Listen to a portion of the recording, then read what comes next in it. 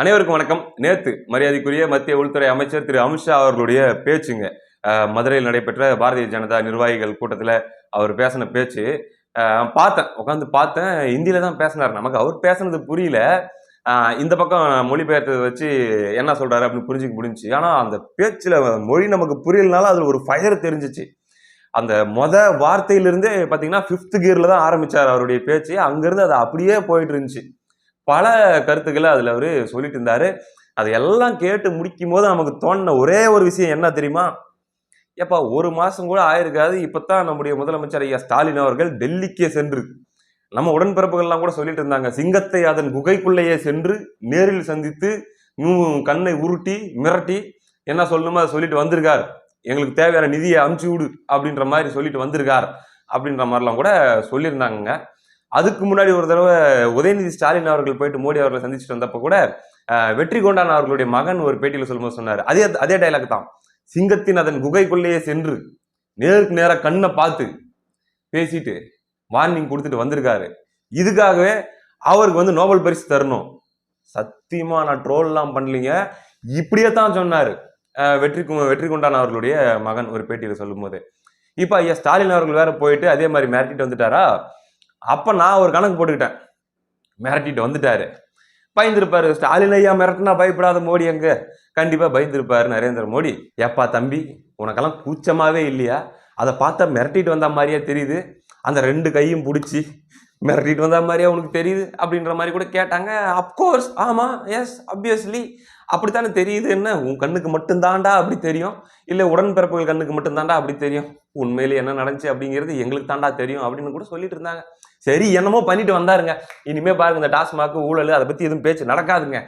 சும்மா இந்த ஆகாஷ் பாஸ்கரன், விக்ரம் ஜூஜு, அப்புறம் ரத்தீஷ், அப்புறம் சின்னவர், அப்படி இப்படி 40 லட்சம் ஹேண்ட்பேக்கு, அது இது, அந்த நடிகர் இந்த நடிகை அப்படின்லாம் பேசிட்டு இருக்கிற சின்ன பசங்களெல்லாம் ஓரம்பாங்க. இது திமுக என்னைக்குமே அவுட் ஆஃப் கண்ட்ரோல் அப்படின்ற ஒரு மோட்ல தாங்க நான் இருந்தேன். இனிமே பேச மாட்டாங்கன்ட்டு பார்த்தா நேத்து அமித்ஷா அவர்கள் தெல்ல தெளிவாக பேச்சு ஆரம்பிச்ச 10வது நிமிஷத்துக்குள்ள சொல்றாரு, போன தடவையாச்சும் 39,000 கோடின்னு சொல்லி ஒரு குத்து மதிப்பா ரவுண்டா சொன்னாரு. ஆனா இந்த தடவை 35,775 கோடி ரூபாய் முறைகேடு ஊழல் நடந்திருக்குது. இதை சும்மா விட மாட்டோம், நோண்டி நொங்கெடுக்காம விட மாட்டோம், பிதுக்க போகிறோம் அப்படிங்கிற மாதிரி சொல்றாரு. அப்ப நேரில் போய் ஐயா ஸ்டாலின் அவர்கள் மிரட்டிட்டு வந்தது ஒர்க் அவுட் ஆகலையா அப்படின்ற ஒரு கேள்வி நமக்குள்ள எழ ஆரம்பிக்குது. அது போக பார்த்தீங்கன்னா ஒரு சில மாநிலங்களுடைய பெயர்லாம் கூட அவர் சொல்றாரு. ஒடிசால ஆரம்பிச்சு அதுக்கப்புறம் பார்த்தீங்கன்னா இப்போ சமீபத்தில் டெல்லி வரைக்கும் 27 வருஷம் கழிச்சு டெல்லியில மறுபடியும் நாங்கள் அதிகாரத்துக்கு வந்திருக்கிறோம். அரவிந்த் கெஜ்ரிவால் தூக்கி வீசிட்டு வந்து உட்கார்ந்து இருக்கிறோம். 26ல பார் தமிழ்நாட்டில் நடக்கும். திமுக தூக்கி வீசப்படும், திமுக தோற்கடிக்கப்படும், இது நடக்கும். என்னுடைய இத்தனை ஆண்டு கால அரசியல் அனுபவம், ஏங்க அவருடைய அரசியல் அனுபவத்தையே அவருடைய அரசியல் வாழ்க்கையை அந்த இடத்துல பெட்டு கட்டி சொல்றாருங்க. என்னுடைய இத்தனை ஆண்டு கால அரசியல் அனுபவத்துல நான் சொல்றேன், திமுக இந்த 2026ல தோக்கும் பாருங்க அப்படிங்கிற மாதிரி சொல்லிட்டு இருக்கிறாரு. என்னங்க இது? அதான் 500 கோடி ரூபாய் பீகார் எலெக்ஷனுக்கு ஏதோ செலவெல்லாம் பண்றேன்னு சொல்லி ஒத்துக்கிட்டாங்களாம், கொடுத்துட்டாங்களாம். 4-5 அமைச்சர்கள்லாம் அழுதுகிட்டே அவங்க அங்க இங்க இருந்ததெல்லாம் எடுத்து போட்டு சேர்த்து போட்டு இந்தாங்க அப்படின்ற மாதிரிலாம் கொடுத்து தான் இந்த டாஸ்மாக் மேட்டர் ஆஃப் பண்ணி வச்சிருந்தாங்க. ஆஃப் ஆயிடுச்சு, ஆமா அப்படின்ற மாதிரிலாம் உடன்பிறப்புகள் சொல்லிட்டு இருந்தாங்களேங்க. அப்படின்னா 500 கோடியா? அது ஒரு வேலை கொடுத்துருந்தாங்கன்னா அது கம்பெனிக்கு அண்ணன் எடுத்துக்கிட்டேன் அப்படிங்கிற மாதிரி மோடு தான் அது. அதெல்லாம் கணக்கு இல்லை.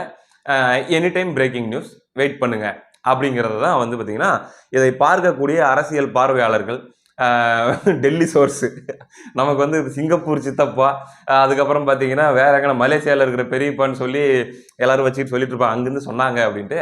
அப்படி இந்த டெல்லி சோர்ஸ் மூலமாக வந்த தகவல் மூலமாக கன்ஃபார்மாக இருக்குது, பாரு இருக்குது அப்படிங்கிறத மட்டும் அடிச்சு சொல்லிட்டு இருக்காங்க. இல்லைங்க, கோர்ட்லேயே ஸ்டே கொடுத்துட்டாங்கங்க. ஒரு மாதிரி ஆஃப் ஆயிடுச்சிங்க. அப்படின்னா ஆஃப்லாம் ஆகலப்பா, பல்ஸ் பார்க்குறாங்கப்பா, புரிஞ்சிக்கப்பா, ஒரு பல்ஸ் ரைட்டு. இப்போ அப்படி சடக்கு புடக்குன்னு போயிட்டு எடுத்து கைது பண்ணி பெருசாக எதனா பண்ணிட்டோம்னா அதுவே ஒரு அனுதாப அலையா மாறிடுச்சுன்னா, கண்ணீர் விட்டு கதறி பல பர்ஃபார்மன்ஸ்களை பண்ணி வீடியோவை போட்டு அதுக்கு சோகமாக வயலின் வாசிக்கிற மாதிரி மியூசிக்கை போட்டு ஏதாச்சும் அனுதாபத்தை திருப்பிட்டாங்கன்னா அதனால முதல்ல ஒரு ரைடு மாதிரி விட்டு இவங்களெல்லாம் பிடிக்க போறோம், இவங்கெல்லாம் மாற்றத்துக்கான வாய்ப்பு இருக்குது. அதுல வந்து துணை முதலமைச்சராகவும் இருக்கலாம், முதலமைச்சராக கூட இருக்கலாம்ப்பா திகார் சிறைக்கு போறது அப்படிங்கிற மாதிரிலாம் ஒரு பேச்சை பரவ விட்டு தமிழ்நாட்டு மக்களுடைய நாடியை பிடிச்சி பார்ப்போம் அப்படின்னு சொல்லி பிடிச்சி பார்த்துருக்காங்க. அப்படி பிடிச்சி பார்த்ததுல பாசிட்டிவ் ரிசல்ட் வந்துருக்குது. அதாவது அதெல்லாம் ஒன்றும் பிரச்சனை இல்லை, நாங்கள் ஒன்றும் சிம்பத்திலாம் ஆக மாட்டோம், நீங்கள் பார்த்து பண்ணி விட்டுருங்க, ஒன்றும் பிரச்சனை இல்லை. அவங்க தப்பு செஞ்சுருந்தாங்கன்னா நீங்கள் நடவடிக்கை எடுங்க, நான் ஏன் இந்த பஞ்சாயத்தில் குறுக்கிட போகிறேன் அப்படின்னு சொல்லி தமிழ்நாடு மக்களே வந்து கை ரெண்டையும் மேலே தூக்கிட்டாங்க. இட்ஸ் ஓகே அப்படின்ற மாதிரி மூடில் இருக்கிறாங்க. இன்னும் கேட்டால் என்னங்க பேசிக்கிட்டே இருக்கிறீங்களே தவிர ஒன்றும் பண்ண மாட்டேங்கிறீங்களீங்க அப்படிங்கிற மோடில் தான் இருக்கிறாங்க அப்படிங்கிறதெல்லாம் புரிஞ்சு வச்சுக்கிட்டாங்க. அதனால இனிமே தாயா பட்டாசியே பற்ற வைக்க போகிறாங்க அப்படின்னு சொல்றாங்க. இப்ப இந்த வீடியோவை உற்று நோக்கி கொண்டிருக்கிற உடன்பிறப்புகள் அல்லது தீவிர பாஜக எதிர்ப்பாளர்கள் என்ன சொல்லலாம்னா, என்னடா சங்கி மாதிரி பேசிட்டு இருக்கிற, பாஜகவுக்கு ஆதரவா பேசிட்டு இருக்கிறேன்ட்டு. ஐயா பாஜகவுக்கு ஆதரவெல்லாம் பேசலீங்க, அவங்க நடவடிக்கை எடுக்கிறதாக சொல்றாங்க, நீங்க போய் நேர்ல பார்த்துட்டு வர்றீங்க, அதுக்கப்புறம் ஒரு மாதிரி தைரியமா இருக்கிற மாதிரி காட்டிக்கிறீங்க, திடீர்னு பூந்து கிருகிருன்னு லண்டனுக்கு வேற ரைடு வந்தா கக்கு சூழியே எகிரி குதிச்சு ஓடி தப்பிச்சு போறாங்க. அதான் நாங்கள்லாம் பொதுமக்கள் வேடிக்கை பார்த்துட்டு இருக்கிறோம். அப்புறம் முடிஞ்சு போச்சுன்னு சொன்னீங்க, இல்லை முடியலன்ட்டு இவங்க சொல்றாங்க. அதெல்லாம் நாங்கள் பார்த்து நாங்கள் ஏதோ மக்கள் எங்களுக்குள்ள பேசிட்டு இருக்கிறோம், அவ்வளோத்தான். அது மட்டும் இல்லாம போன தடவை திமுகவுக்கே ஓட்டு போட்ட நிறைய பதிவுகளை நான் பார்க்க முடிஞ்சு, நிறைய பேருடைய பதிவுகளை. இந்த 4 வருஷம் இவங்க பண்ற அலப்பறைக்கு, இவங்க காட்டுற இந்த ஆட்சிக்கு, அது வந்து சாதிய ரீதியான கொடுமைகளாக இருக்கலாம், பெண்களுக்கு எதிரான கொடுமைகளாக இருக்கலாம், அல்லது எல்லாமே இவங்க ஆடுற ஆணவமாக இருக்கலாம், சோசியல் மீடியாவாக இருக்கலாம், சமூக ஊடகங்கள் அவங்க பண்ணுறது மேடைகள் எல்லாமே சேர்த்து இந்த கருப்பு சங்கிகளுக்கு, இந்த கருப்பு சிவப்பு சங்கிகளுக்கு காவி சங்கிகள் எவ்வளோ பரவாயில்ல அப்படின்னு சொல்லி இந்த மக்கள் யோசிச்சு இவங்களுக்கு மாற்றி ஓட்டு போட்டாலும் ஆச்சரியப்படுறதுக்கு பாரு, அந்த அளவுக்கு இவங்க பண்ணிட்டு இருக்கிறாங்க அப்படின்னு சொல்லி போன தடவை திமுகவுக்கு ஓட்டு போட்டவங்களே சொல்ற அளவுக்கு ஒரு ஆட்சி 4 வருஷத்துல நம்ம நடத்தி வச்சிருக்கிறதுனால ஒன்றும் பண்ண முடியாது. அப்படிதான் இருக்குது மக்களுடைய மனநிலை. இப்ப பாருங்க, RSS உள்ள பூந்துரும் சொல்லிதான் நீங்க வந்து அரசியல் பண்ணிட்டு இருக்கிறீங்க. இப்ப திண்ணை பிரச்சாரம் பண்ண போறாங்களாம், நம்ம செய்திகள் மூலமா கேள்விப்படுறோம். வீடு வீடா கேம்பெயின் பண்ண போறாங்களாம், தனிப்பட்ட முறையில பார்த்து பேசி அங்கங்க அவங்களுடைய வேலைகளை அவங்க ஆரம்பிக்க போறாங்களாம். இதுக்கெல்லாம் காரணம் யார் தெரியுமா அப்படின்னு சொல்லி நம்பியார் பலார்னு ஒண்ணு விட்டு செஞ்சு வடிவேல் கிட்ட நீதான் அப்படின்பாருல, அந்த மாதிரி இதுக்கெல்லாம் காரணம் யார் தெரியுமா, இந்த 4 ஆண்டு கால ஆட்சி தான், வேற ஒண்ணும் இல்லை. அந்த அளவுக்கு டியூன் ஆயிட்டாங்க. அட போடா, சும்மா RSS பிஜேபின்னு பூச்சாண்டியை காட்டிக்கிட்டு. இவங்க அதிகாரத்துல இல்லாதப்ப நல்ல பசங்களா இருந்தாங்க, குட் பாய்ஸா இருந்தாங்க. கருப்பு கோடையை பிடிக்கிறதுல இருந்து, கருப்பு பலூனை பறக்க விடுறதுல இருந்து பல வேலைகள் பண்ணி ஒரு மாதிரி தமிழ்நாட்டுல வந்து பிஜேபி எதிர்ப்பு அரசியெல்லாம் ரொம்ப அப்படி அலைவா வச்சுட்டு இருந்தாங்க. இவங்க அதிகாரத்துக்கு வந்ததுக்கு அப்புறம் தான் இங்க RSSல இருந்து பிஜேபில இருந்து எல்லாமே ரொம்ப ஃப்ரீயா நடந்துட்டு இருக்குது. அதனால என்ன பண்ணலாம் அப்படின்னா, தமிழ்நாட்டுல பாஜகவுக்கு எதிரான ஒரு வலுவான அரசியல் இருக்கணும் அப்படின்னா முதல்ல இவங்களை வந்து இந்த அதிகார சுமையில இருந்து, ஏன்னா கையில எண்ணெய் கரண்டி வச்சிருக்காங்கல்லப்பா, ஆகும்னா இது ஒண்ணு சொல்லிடுவாங்க, ஏங்க நாங்க வெறும் கரண்டியா இருந்தா எப்படி வேணா சுத்தலாம், கையில எண்ணெய் கரண்டியை வச்சிருக்கிறோம், பார்த்து பகுமானமா கொண்டு போகணும், அதாவது அதிகாரம் ஆட்சி. அதனால வந்து மத்தவங்க மாதிரி எங்களால பேசிட முடியாது, திமுகவுடைய நிலைப்பாடு வேற, தமிழ்நாடு அரசுடைய நிலைப்பாடு வேறன்னு சொல்றாங்கல்ல, எதுக்கு இந்த 2 பேர்டனை அவங்க தலைமையில வச்சுக்கிட்டு, ஐயா அந்த கவர்மெண்ட் அந்த வேலையெல்லாம் விடுங்க, அதை பார்த்துக்கிறதுக்கு நிறைய பேர் இருக்கிறாங்க, அவங்க பார்த்துக்கிட்டோம், நீங்க வெறும் கரண்டியவே சுத்துங்க, எதுக்கு எண்ணெய் கரண்டி வேற, அந்த எண்ணெய் ஊத்திட்டு வந்துருங்க 2026ல, அதுக்கடுத்து ஒரு 5 வருஷத்துக்கு கிருட்டு அந்த வெறும் கரண்டியை சுத்துங்க, நீங்க வெறும் கரண்டியை சுத்துறதுக்கு தான் லாய்க்கு. அதனால வந்து பரவாயில்ல, இந்த தேர்தலில் நாங்க பார்த்து பண்ணிக்கிறோம் அப்படின்ற ஒரு மோடுக்கு மைண்ட் செட் ஆயிட்டதுனால தான் இங்க என்ன பண்ணாலும் திமுகவை உள்ள கொண்டு போய் பிதுக்கினாலும் யாரும் வந்து இறக்கப்பட மாட்டேங்கிறாங்க. அதுக்கு காரணம் வேற யாருமே இல்லை, நீங்களே தான். இந்த 4.5 வருஷம் ஆட்சி தான், வேற ஒன்றும் இல்லை. இந்த சூழல்ல அதே மேடையில அண்ணாமலை அவர்களுடைய ஒரு என்ட்ரி, அது ஒரு பெரிய வைரலாக இன்னைக்கு வீடியோ போயிட்டு இருக்குது. அவருடைய பெயரை சொன்னதும் அல்லது அவர் மேடையில் என்ட்ரி கொடுத்ததும் அங்க இருக்கக்கூடிய பாஜக நிர்வாகிகள் எல்லாருமே அந்த துண்டை, அவங்களுடைய கட்சி துண்டை எடுத்து தலைமையில சுத்தி பயங்கரமா ஆர்ப்பரிப்பு ஆரவாரம்லாம் பண்ணி கொண்டாடினாங்க அப்படின்ற அந்த வீடியோஸ் எல்லாம் கூட பயங்கரமா பரவிட்டு வருது.